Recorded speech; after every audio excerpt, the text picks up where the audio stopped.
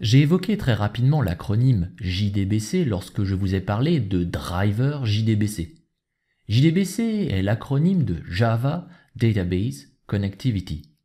C'est un framework Java qui permet la communication avec n'importe quelle base de données. Toutes les classes de ce framework sont disponibles dans Java Edition Standard, Java SE, sous les packages Java SQL et Java X SQL, qui depuis Java 9 sont regroupés dans un module nommé Java SQL. Ceux qui ont suivi un de mes cours sur Java EE doivent se dire « Mais bon sang, exploiter une connexion avec une base de données, c'est typiquement le genre de choses que l'on s'attend à trouver dans Java EE. » Et pourtant non. Tout est bien présent dans le langage Java de base. Il n'y a rien de plus à télécharger. Pourquoi?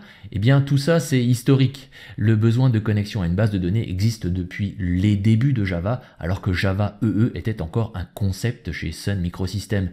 Et sans doute que pour éviter les problèmes de migration, eh bien il a été décidé de conserver JDBC dans Java SE plutôt que de le déplacer dans Java EE.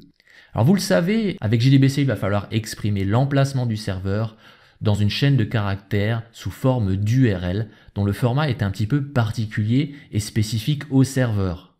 C'est ce que l'on avait écrit ici, ou là, ou encore ici. Cette URL va permettre à JDBC, grâce au préfixe que vous trouvez ici, java2.sql, java2.oracle2.thin ou java2.postgresql, de trouver le driver JDBC capable d'interagir avec le type de serveur en question. Vous savez maintenant que ces drivers sont en fait des librairies Java, comme par exemple MySQL Connector, que l'on a référencé comme dépendance de notre projet dans le fichier de configuration Maven. Alors comme je viens de le dire, le préfixe va permettre à JDBC de savoir quel driver utiliser. Et vous pourriez tout à fait, dans une même application, avoir plusieurs connexions vers plusieurs bases de données, de types différents même, utilisant donc des drivers différents. Alors juste une petite précision pour les vieux comme moi, ou si vous devez travailler sur une application existante qui tourne avec Java 5 et antérieure, ou si simplement vous copiez-collez du code qui provient d'Internet, avant Java 6, il fallait, avant de tenter d'ouvrir une connexion, que le driver s'auto-enregistre auprès de la machine virtuelle. Je vous passe les détails, mais cela consistait à écrire ce qui est commenté ici, class forename, avec ici entre parenthèses le nom sous forme de chaîne de caractères d'une classe qui se trouvait dans la librairie du driver. Alors il est quasiment impossible de deviner quel était le nom de la classe qu'il fallait indiquer dans ces parenthèses. La documentation du driver devait vous donner cette information. Alors en général, il s'agissait d'une classe qui se terminait par quelque chose driver. Ici je vous donne un exemple avec Oracle, avec le driver JDBC thin. Alors tout ça, c'était pas très évident et puis pas très naturel d'ailleurs, d'autant qu'il fallait parfois ajouter à cette instruction un point getInstance. Alors pas toujours, hein.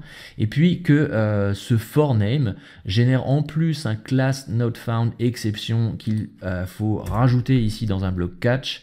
Voilà, tout ça c'est très compliqué et heureusement depuis Java 6, encore une fois, ceci n'est absolument pas nécessaire. Voilà, je reviens en arrière dans mon code.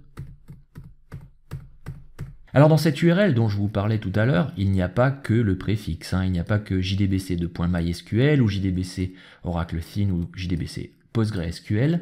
La suite de l'URL va permettre de localiser sur le réseau le serveur via une adresse IP ou un nom et un port. Et vous voyez que selon le driver, ce qui se trouve après le préfixe n'est absolument pas standardisé. Ici c'est un //, ici c'est un arrobas. Ça pourrait être n'importe quoi, c'est la documentation du driver qui va vous le dire. On indique également souvent, comme ici, mais pas toujours, le nom de la base de données à laquelle on veut se connecter sur ce serveur. Et enfin, en option, derrière un point d'interrogation, un ensemble de paramètres de connexion que le serveur va comprendre.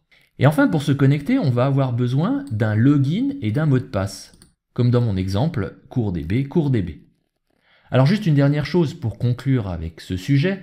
Oui, ce n'est pas idéal d'écrire en dur dans le code un mot de passe, ni même un login en fait. Et ce n'est pas non plus idéal d'écrire en dur l'emplacement du serveur. Le code n'est absolument pas portable. Et c'est évidemment un problème que l'on va être amené à résoudre à un certain moment.